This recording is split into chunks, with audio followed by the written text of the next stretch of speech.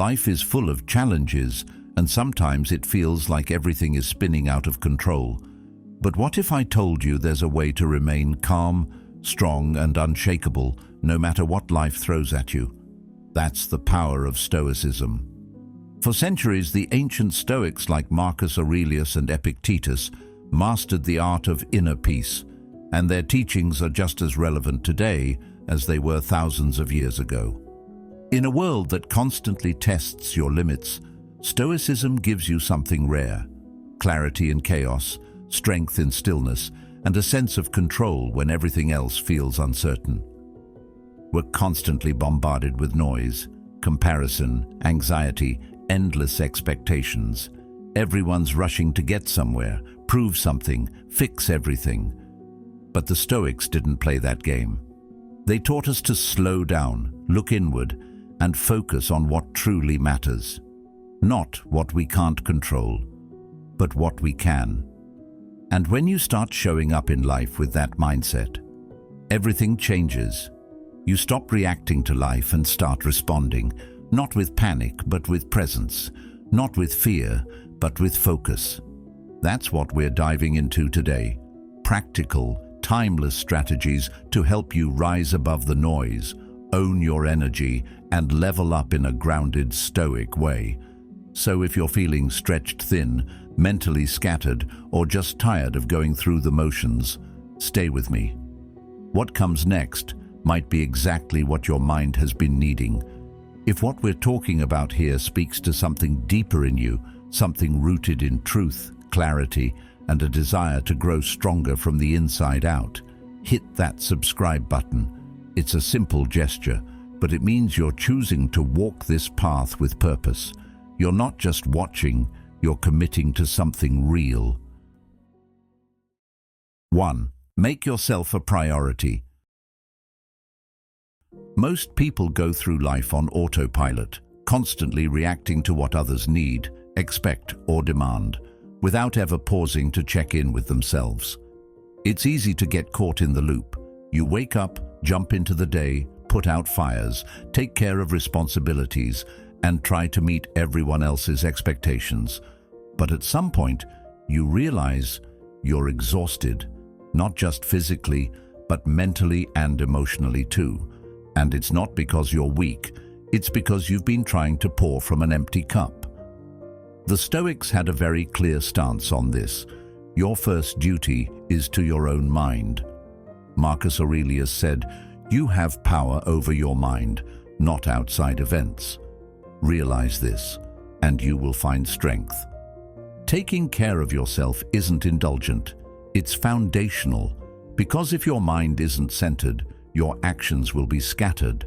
Start with the small, non-negotiable moments.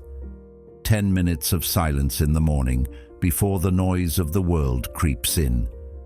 Breathe deeply. Write down what matters. Think, not just about your to-do list, but about how you want to show up.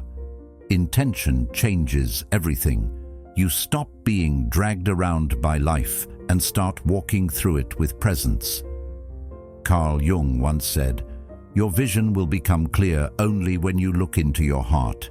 Who looks outside dreams. Who looks inside awakens."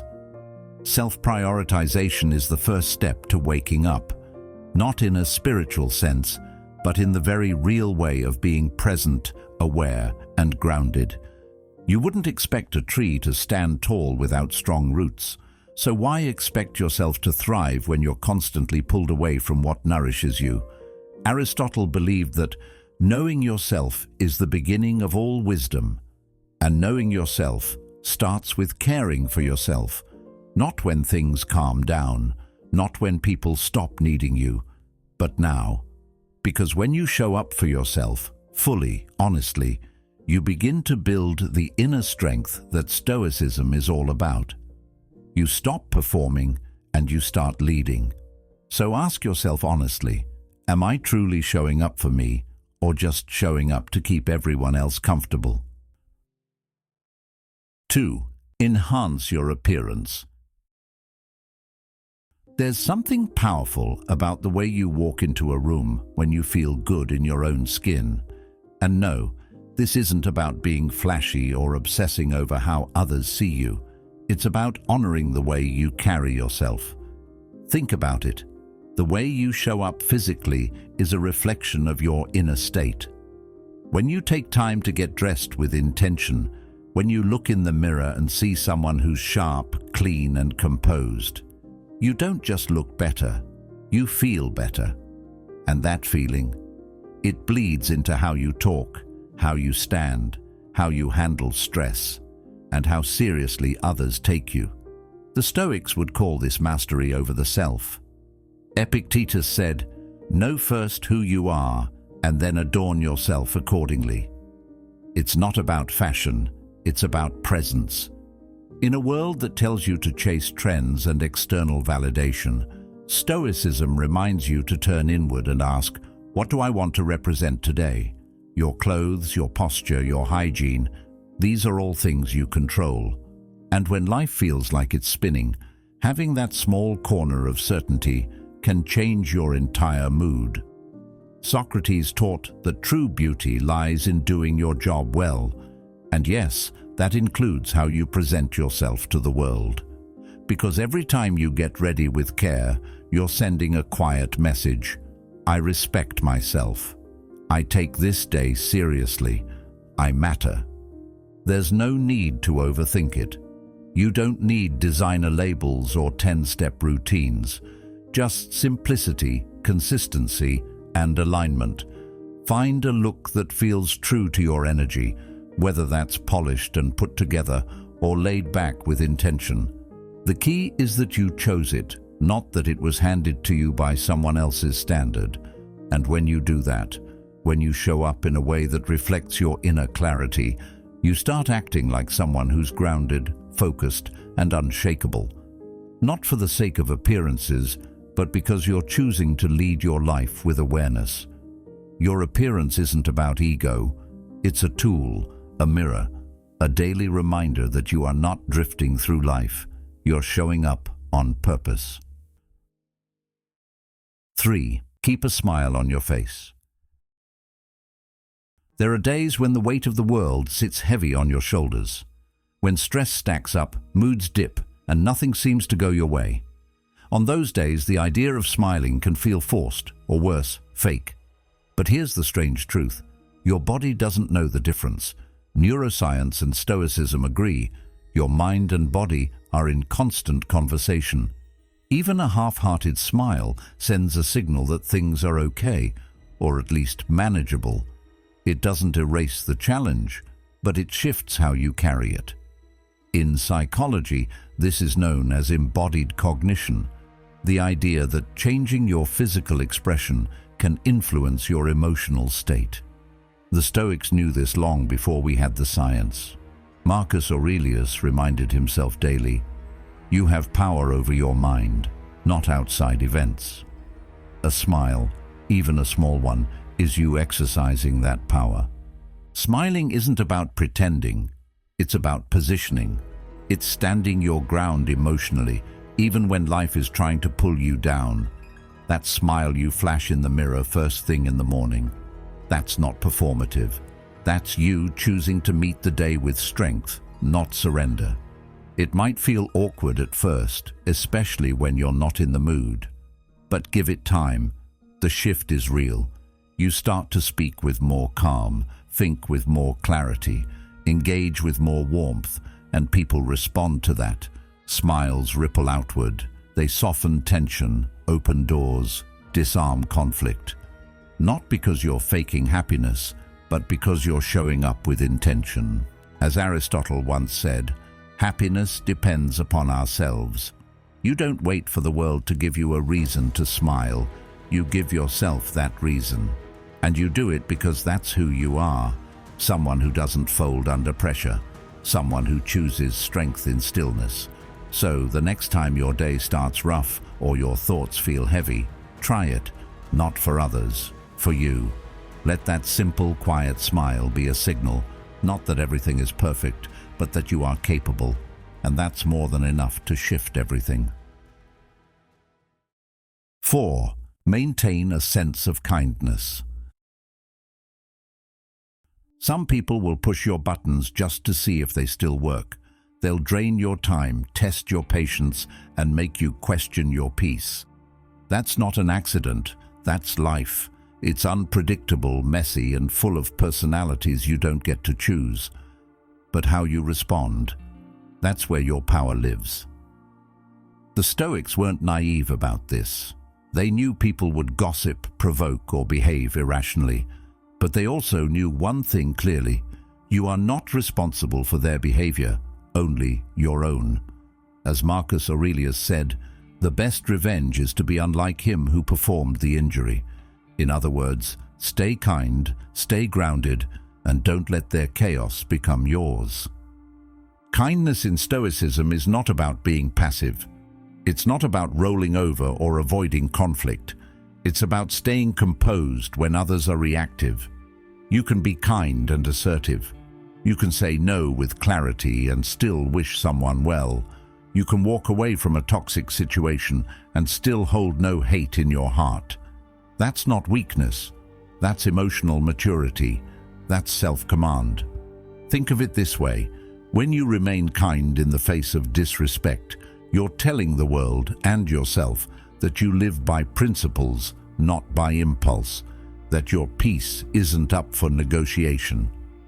Carl Jung once said, "Everything that irritates us about others can lead us to an understanding of ourselves." And that hits hard.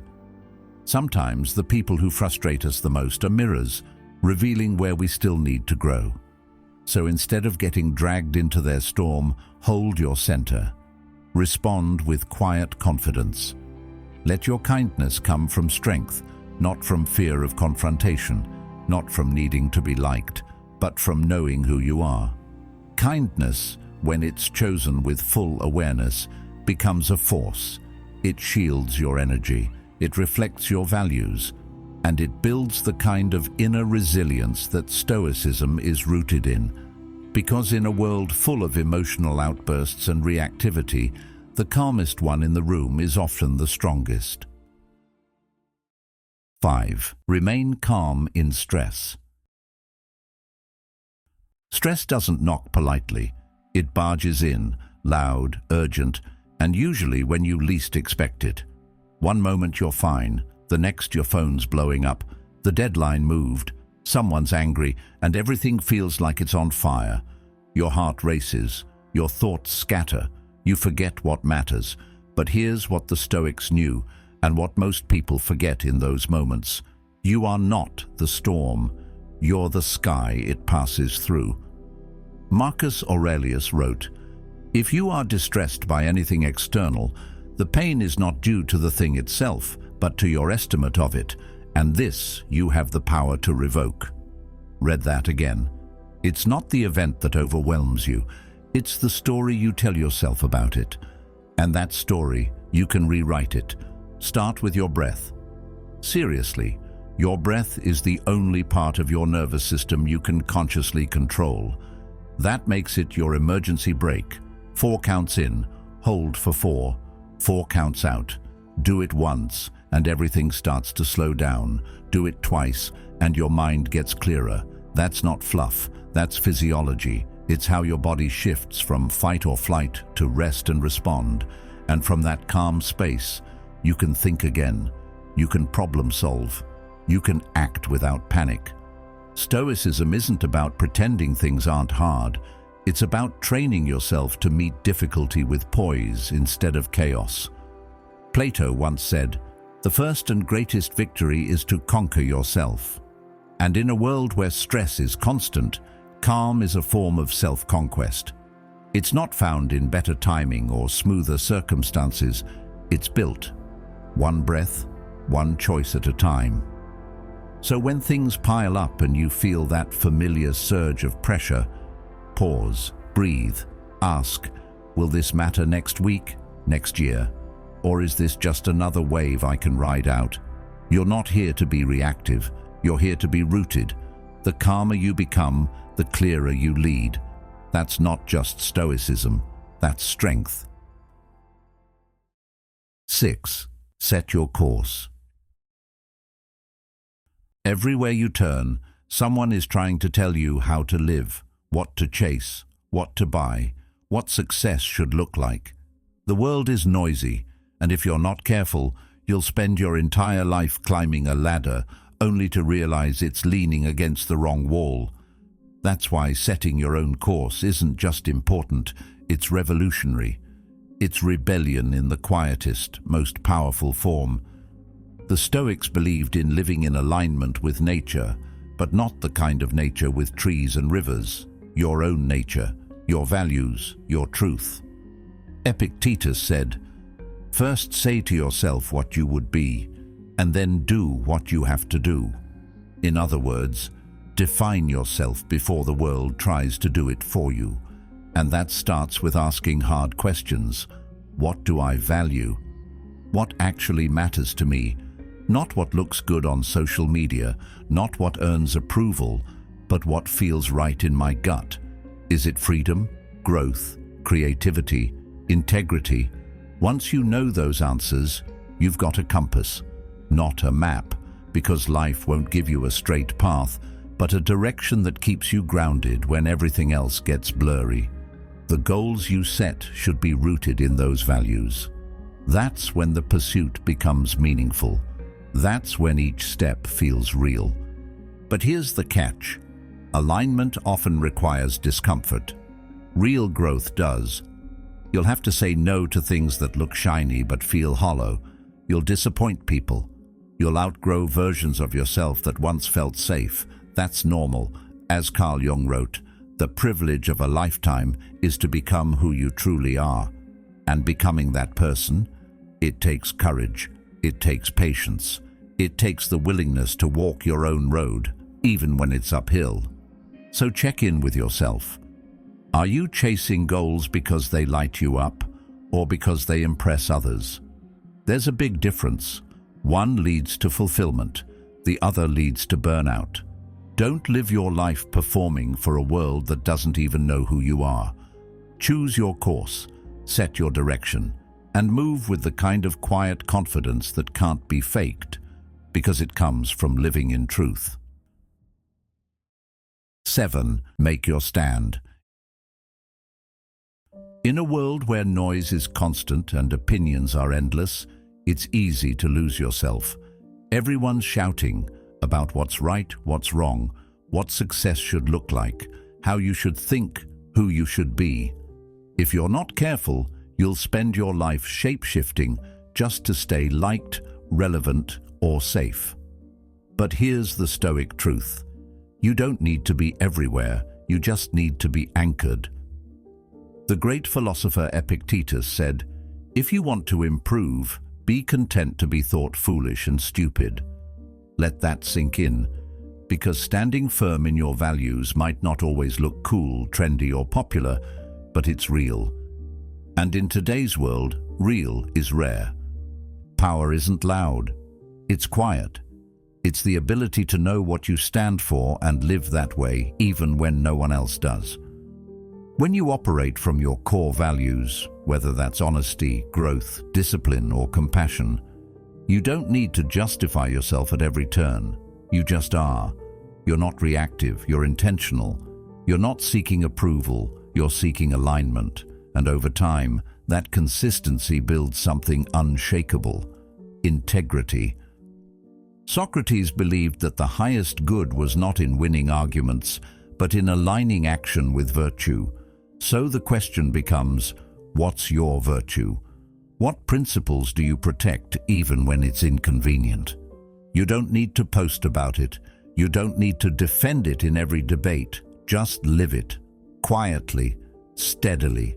And yes, that might mean standing alone sometimes. That might mean being misunderstood. But strength isn't proven in agreement. It's proven in solitude. When you look in the mirror and know that your actions match your beliefs, that's peace. That's power. As Carl Jung once said, the world will ask you who you are, and if you don't know, the world will tell you. So know, get clear, and then don't waver, because at the end of the day, popularity fades, Trends shift and people forget. But character, that stays. The real question is, what do you believe in so deeply you'd hold it even if no one else stood beside you? 8. Nurture your wit. Life, no matter how disciplined you are, is full of absurdity. Things go wrong. People say ridiculous things.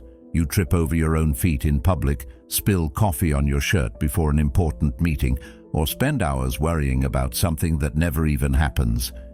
These are the moments that invite you to either break down or break into a grin. And that choice?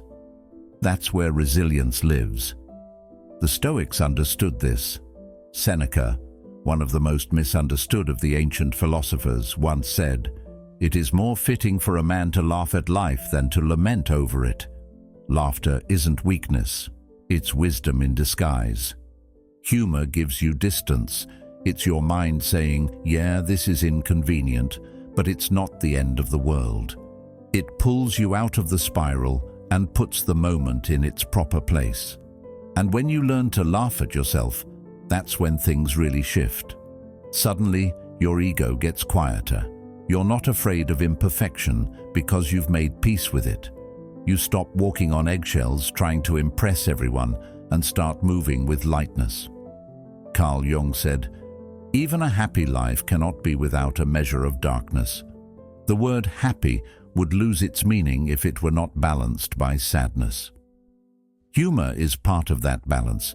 It doesn't erase the hard stuff, but it gives you breathing room inside it. So don't hold back your smile. Make the joke. Roll your eyes at the mess. See the comedy in the chaos. You're not being flippant. You're staying sane. Even in the middle of pain or pressure, if you can find something, anything to laugh about, you've already taken a step toward healing. It means the situation didn't break your spirit. And that's the win. Because the most grounded people aren't the ones who never fall. They're the ones who fall, chuckle, dust themselves off, and keep going. When you nurture your wit, you're not just surviving life. You're engaging with it, fully, bravely, and with a smile that says, "You didn't get me this time." 9. Be respectful.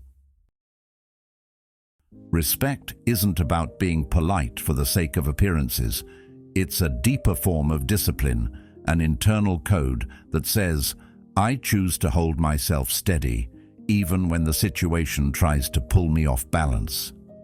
It shows up in how you speak, how you listen, and how you respond when your values are challenged.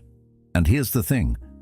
You don't need to agree with someone to treat them with respect. You just need to recognize their humanity. Plato once said, "Be kind, for everyone you meet is fighting a hard battle." That truth doesn't disappear just because you disagree on politics, beliefs, or how to load a dishwasher. Respect isn't about submission, it's about strength with restraint. The Stoics were clear. You are responsible for your own conduct, not the conduct of others. That means when someone disrespects you, insults you, or simply pushes your buttons, your reaction is still yours to own. You don't rise to their chaos, you invite them into your calm. That's not passive, it's powerful. It tells the world you know who you are, and you don't need to prove it by dominating the room. True confidence, as Stoicism teaches, is quiet. It listens before speaking. It considers before judging. It holds its center. And from that center, you build trust. Not just with others, but with yourself. When you listen instead of interrupting, when you hold your tone instead of snapping, when you choose patience over pride, you're not losing, you're leading. That's the kind of energy people respect, even if they don't always say it out loud. And the irony is, when you treat others with dignity, even in disagreement, they often soften. They hear you more clearly. They step into a space of mutual respect because you created it first.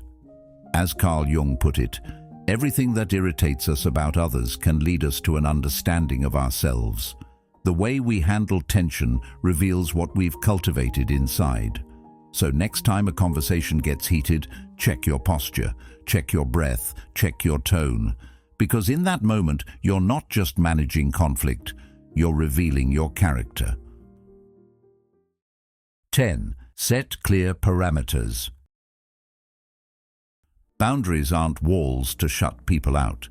They're doors you choose when and how to open.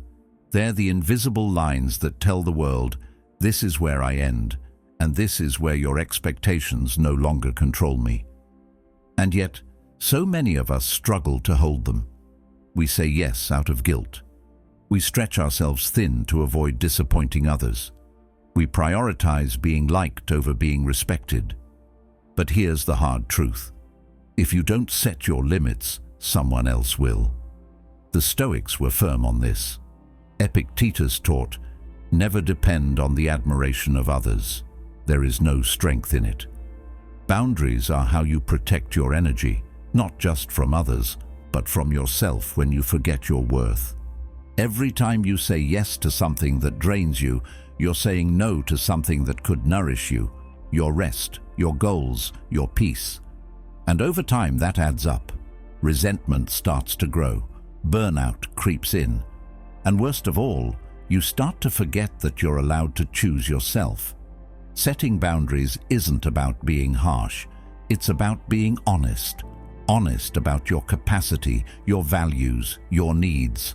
And when you express those limits calmly and clearly, something powerful happens. People adjust. They might push back at first, especially if they've gotten used to unlimited access. But when you stay firm, they learn. More importantly, you learn. You realize that your time isn't just valuable, it's sacred. Aristotle once said, knowing yourself is the beginning of all wisdom. And knowing yourself means knowing what drains you, what sustains you, and what you can no longer allow. So take a moment, ask yourself, where have your boundaries started to blur? Is it your work, your relationships, your phone notifications at midnight? And what would it look like to take one of those back?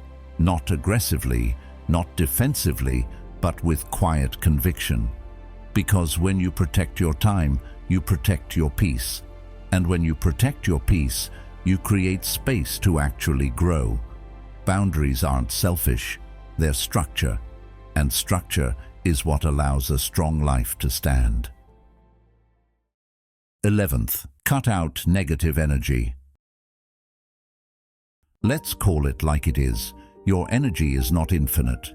Every conversation, habit, environment, and thought either feeds you or drains you. And most of us, without even realizing it, are walking around with emotional leaks.